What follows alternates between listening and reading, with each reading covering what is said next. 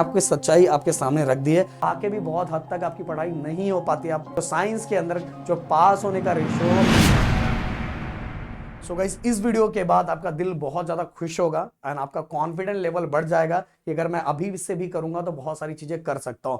Guys, आप सभी को पता है कि मैंने आप लोगों से कुछ दिनों पहले बोला था पीवाईक्यू सीरीज। तो कमेंट बॉक्स में सबसे पहले मुझे यह बता दो कि आपको सबसे ज्यादा डिफिकल्ट सब्जेक्ट कौन सा लग रहा है। उसका पीवाईक्यू सीरीज हम लोग सबसे पहले लाएंगे, इसलिए कमेंट बॉक्स भरा रहना चाहिए। उन्हीं को एनालाइज करके हम लोग पीवाईक्यू सीरीज लाने वाले हैं। और इस वीडियो पे टारगेट लाइक मैं रखता हूं 2000। मुझे लगता है मुझे मोटिवेट करने के लिए आप लोग जरूर ये काम करोगे एंड हर बच्चा चैनल को सब्सक्राइब करके जरूर जाएगा दोस्तों, क्योंकि ये 200K का सेलिब्रेशन जल्दी होने वाला है। मैं चाहता हूं आपकी बैच के साथ हो, तो हर बच्चा बस चैनल को फ्री में तो ही कर रहा है यार, क्या ही जाता है। तो प्लीज करो, जिससे हमारे अंदर एक मोटिवेशन आता है। सो दोस्तों देखो, ये चीजें स्पेशली आपको जानने से क्या होगा, जो अभी बहुत सारे बच्चों के मन में टेंशन चल रहा है, बहुत सारे बच्चों के मन में चल रहा है यार मेरा तो कुछ ही नहीं हो पाएगा। और जब टेंशन चल रहा है तो चाह के भी बहुत हद तक आपकी पढ़ाई नहीं हो पाती। आप बैठते भी हो, पर ये अलग टेंशन की वजह से, टीचर का इधर उधर के सुनने की वजह से, बहुत सारी बातें सुनने की वजह से ना हमारा काम नहीं हो पाता।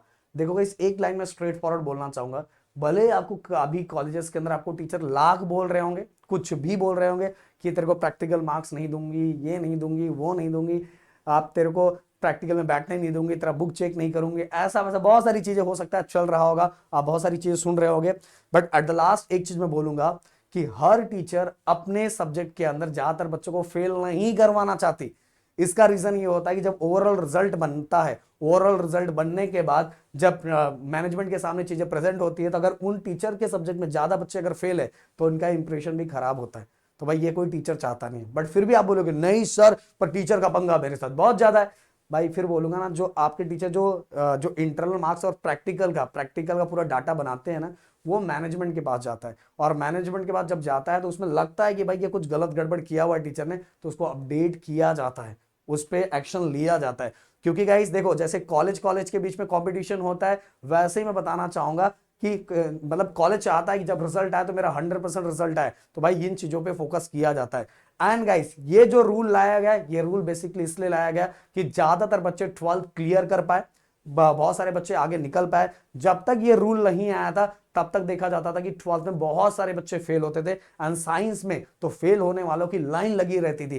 बट अगर गाइस पिछले कई सालों का आप डाटा चेक करोगे तो आपको पता चलेगा कि साइंस के अंदर कॉमर्स एंड आर्ट्स के कंपैरिजन में भी पास होने का रेशियो कई गुना ज्यादा है, बहुत ज्यादा है गाइस।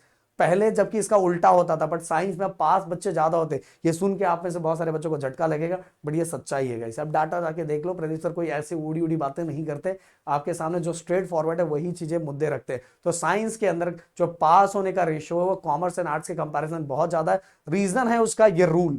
ओके, इस रूल के कारण, जो रूल इस साल भी फॉलो किया जाएगा। एंड दोस्तों साथ में बोलना चाहूंगा कि देखो, ये रूल एक और लाने का रीजन था कि देखो, स्टेट के बीच में कंपटीशन होता है, बोर्ड के बीच में कंपटीशन होता है कि मेरा रिजल्ट इतना परसेंट निकला, मेरे इधर ज्यादा बच्चे फेल नहीं हुए। तो बोर्ड का पहले से ये रहता है यार, बच्चे पास हो जाए, बच्चे पास हो जाए। आगे तक तो उनको अपनी गलतियों का एहसास हो जाता है और हर बच्चा आगे जाके कुछ ना कुछ कर ही लेता है। उनको अभी रुका के रखेंगे और वो अपने आप को डल समझने लगेंगे, तो फिर इसके बाद वो मतलब कि आगे बहुत सारे बच्चे अगर अभी उनको लटका दिया जाए तो बहुत सारे बच्चे गलत ट्रैक पे चले जाते हैं। इसलिए उनका रेशियो होता है कि अभी कुछ ना कुछ दे के बच्चों को प्रॉफिट दे के जिससे बच्चों को निकाल दिया जाए। तो वो प्रॉफिट क्या है मैं बताना चाहूंगा। देखो, ये चीजें हमारे टाइम नहीं था एंड बीच में एक बार ये कैंसिल भी कर दिया गया था। इसको बोलते हैं कंबाइन रूल। जैसे जैसे एग्जांपल, आपका पेपर 70 मार्क्स का होता है और जो प्रैक्टिकल होता है फिजिक्स की बात कर रहा हूं मैं, हाँ मैथ की बात नहीं कर रहा हूं, फिजिक्स की बात कर लेते हैं। 70 मार्क्स का फिजिक्स का पेपर बोर्ड का है एंड 30 जो है हमारा, वो है हमारा प्रैक्टिकल। अब गाइस क्या है, आप सभी को पता है कि 100 में से पास होने के लिए 35 मार्क्स चाहिए रहता था। पहले कैसा होता था कि इसमें भी कंपलसरी, प्रैक्टिकल में भी कंपलसरी मार्क्स चाहिए रहते थे और रिटर्न में भी चाहिए रहता था। बट अब ऐसा कुछ भी नहीं है गाइस, समझ में, कुछ भी नहीं है। अगर मान लो यहाँ टीचर, और ऐसे सबको मिलता ही है, हो ही जाता है, समझ में। अगर जैसे एग्जाम्पल यहाँ 28 मार्क्स दे दिया टीचर ने, इतना 28 मार्क्स मिल ही जाता है, तो 28 मार्क्स दे दिया, तो आपको रिटर्न में बस कितना मार्क्स चाहिए भाई, कितना चाहिए, ओनली 7, ओनली 7, समझ में। और 7 आ गया, ये पप्पू का 35 मार्क्स मिल गया और पप्पू पास हो गया, समझ में। और ये है combined rule for 12th standard, समझ में। तो इसीलिए यहाँ प्रैक्टिकल का रोल बहुत ज्यादा इंपॉर्टेंट है। अब बोलोगे सर 7 मार्क्स, अरे 7 मार्क्स तो भाई एमसीक्यू 1 मार्क्स के क्वेश्चंस, डायग्राम ड्रॉ कर दिया, तो भी हो जाता है। इसीलिए गाइस साइंस का जो पासिंग परसेंटेज है बहुत ज्यादा होता है, समझ में आया, बहुत ज्यादा। कॉमर्स और आर्ट्स का देख लो, आर्ट्स का जाके देख लो, बोलोगे सर मैं तो कॉमर्स इसलिए लेता हूँ मेरे को फेल होने का डर होता है, मैं आर्ट्स इसलिए लेता हूँ क्योंकि मेरे को फेल होने का, ऐसे बहुत लोगों की थिंकिंग है। जबकि आपको तो आगे क्या बनना है उस वाइज कोर्स लेना चाहिए, पर बहुत सारे बच्चे तो इस वाइज लेते हैं। बट मैंने आपको सच्चाई आपके सामने रख दी है। एंड गाइस ये जानने के बाद ये नहीं कि खुशी के मारे कूदने लगोगे, नहीं भाई, ये खुशी अगर कुछ पॉजिटिव चीज आपको मिल रही है तो उसको पॉजिटिव अपने स्टडी में डालो एंड पढ़ना स्टार्ट करो।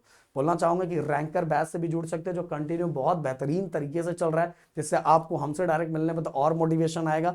या तो गाइज आप यूट्यूब पे भी बहुत सारी चीजें आ रही है, आप उससे भी पढ़ सकते हो। मिलते हैं नेक्स्ट वीडियो में। Thank you so much guys, जय हिंद एंड जय महाराष्ट्र दोस्तों।